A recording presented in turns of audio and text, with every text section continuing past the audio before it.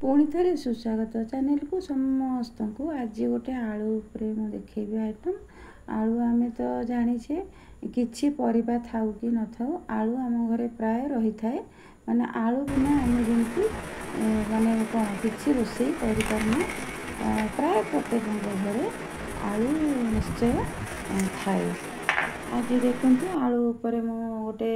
Video करी भावुची आपण मानक निश्चय भल लगिबो।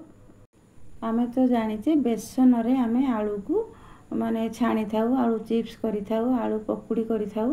किंतु मु आज देखंतु देखैची अरुआ चाउल पाउडर बा अरुआ चाउल गुंड रे अल्प हळदी करी पाउडर लूण लंका पाउडर खाइबा सोडा एहीपरी समस्त पदार्थ को मिसाई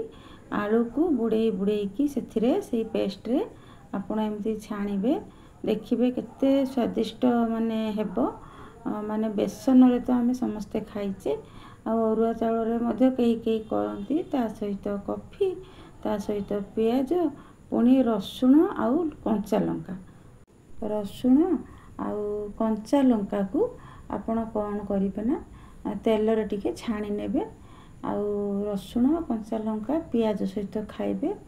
आउ नहले आपण टमाटो केचप किंबा टमाटो सॉस सहित खाई परिबे धनिया चटनी सहित खाई परिबे जो मटर तरकारी संगे